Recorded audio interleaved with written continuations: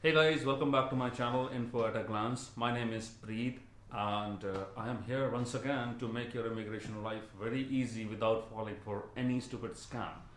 So today, as you have read the tagline already, we are going to talk about student visa. As in, we're going to talk about the entire timeline of student visa, how the student visa process works, what are the do's and don'ts for you if in case you are new and are applying for the same, and if you are already in the pool and waiting for your application to go through, I have an interesting news for you as well. So please stay connected till the end because I'm going to hop in the news for you very quickly. Also, if you haven't subscribed to my channel yet, please consider doing so because I'm going to bring a lot of amazing content for you in terms of immigration, especially for Canada, UK, New Zealand and Australia. So without wasting much of your time, let's get started with the student visa timeline for Canada today. So when it comes to apply for student visa for Canada, the very first thing which you require is your English proficiency test, which is your IELTS. I mean, your college may accept some other test, but to apply for visa, IELTS is mandatory.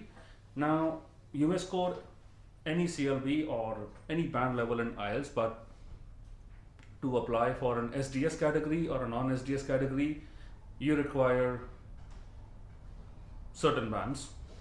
What are those bands? How exactly SDS and non-SDS works? Because there are only two streams to apply for Canada. I have already made a video last week. The link is in the description box below. You can check it out. But to proceed with, the very first thing which you do after appearing for IELTS, if you have 6 in each module, you are eligible for an SDS category, and if you have 5.5 in one and rest is 6, you are eligible for non-SDS category. You start applying for colleges. Now here, a very big scam alert for you. If you're approaching a consultant, if you're approaching an agent, please be very careful in choosing your college because your consultant may or may not tell you everything about it, but it's your own research which plays a very important role.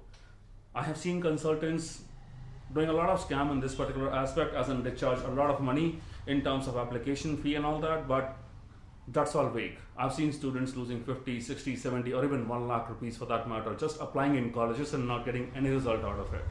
One important tip for you, if you're applying for any college, you do get an acknowledgement from college on your email as well. So in case your agent is applying on your behalf, do ask them to keep you in the email CC so that you get an acknowledgement. Second, the application fee to apply on any of these colleges may vary between $75 to $150, so consider that as well. Some of these colleges are even free to apply for. And third, the most important thing, when you're applying for a college and when you're choosing your course, do not follow any lead given by a consultant blindly. Why? Because your course, your study, your education, your experience should be in sync and it should actually reflect that you're interested in work, in studying, you're interested in upgrading your skills and your profile. That is why you're going to study. You're not just picking any random course just because your consultant said that this is a cheap course, pick it up and your purpose is just immigration, so go there and just vanish. No, it doesn't work like that.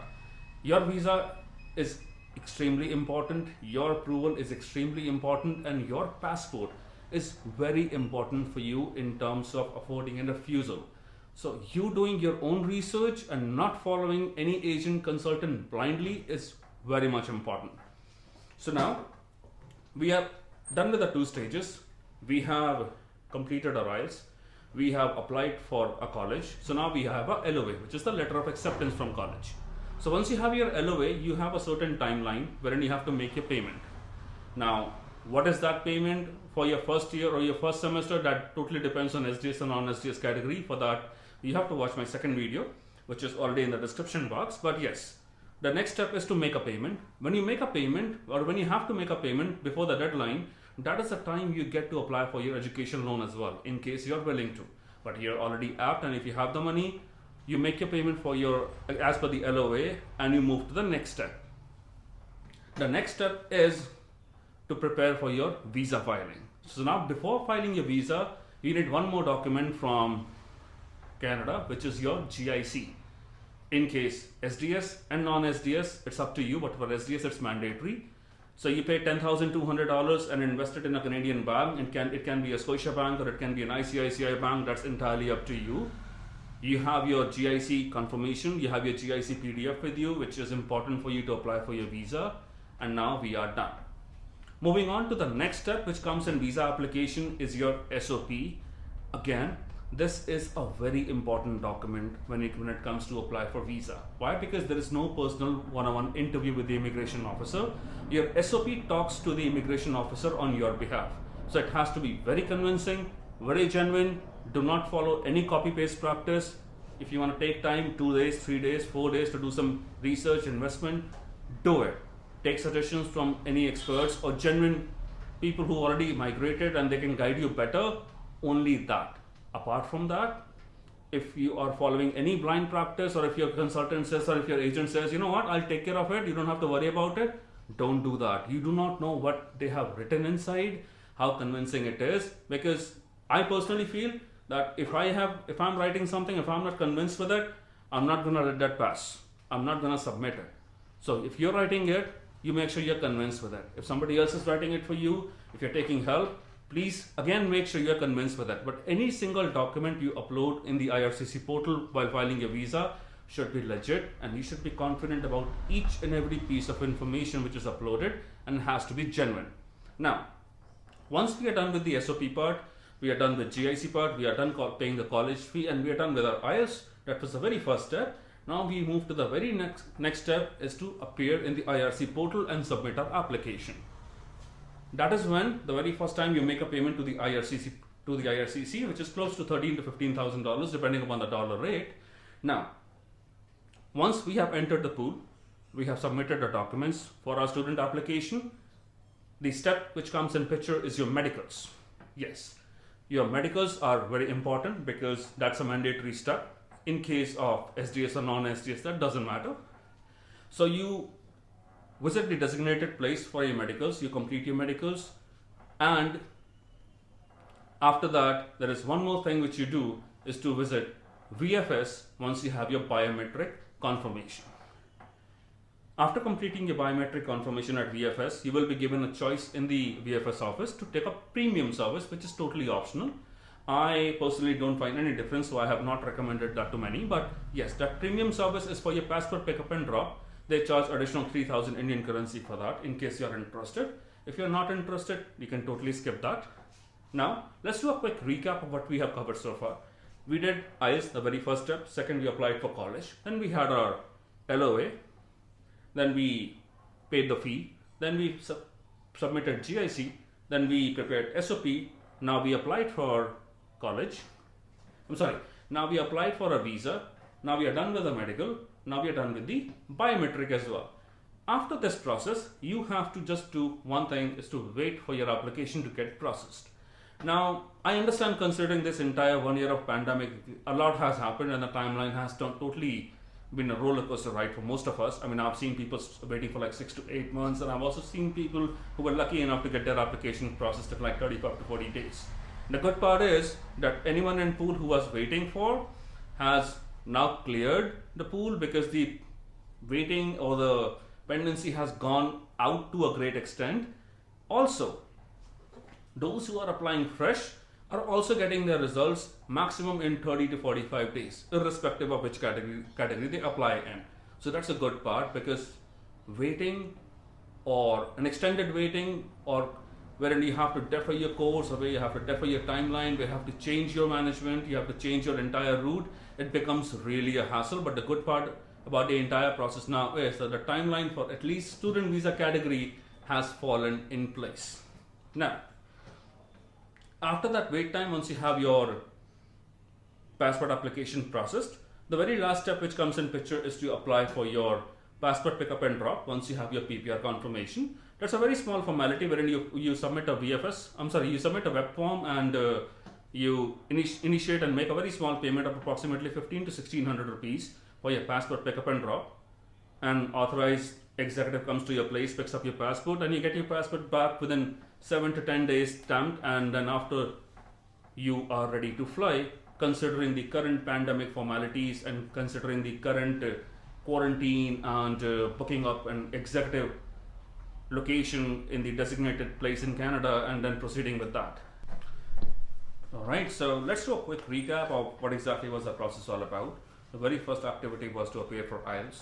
Next, you applied for colleges, and then you got your LOA from a college, and then you made a payment for your course which you have chosen. After paying the fee, you moved to your next step, which was preparing for your visa application, wherein you had to take your GIC, you had to prepare your SOP, and you had to enter the pool. After that, you had to complete your medicals, and you had to complete your biometric, and after that, your final PPR comes in place. I am sure everyone gets that, provided you do a lot of research. Guys, a very important thing is to understand that when you're applying for visa, you are doing everything on your own, especially in terms of identifying or choosing the right college and choosing the right course for you. There is no doubt that all the colleges in Canada are extremely good and they have a very nice reputation in the market. But yes, you choosing your own course, you choosing your own college, you understanding your own budget, you understanding your own needs is equally important.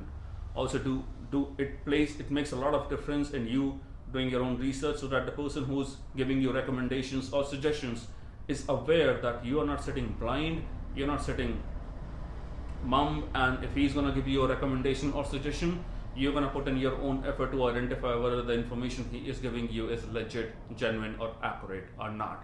Because there's a lot of scam happening in this category, especially in terms of filing and applying visas.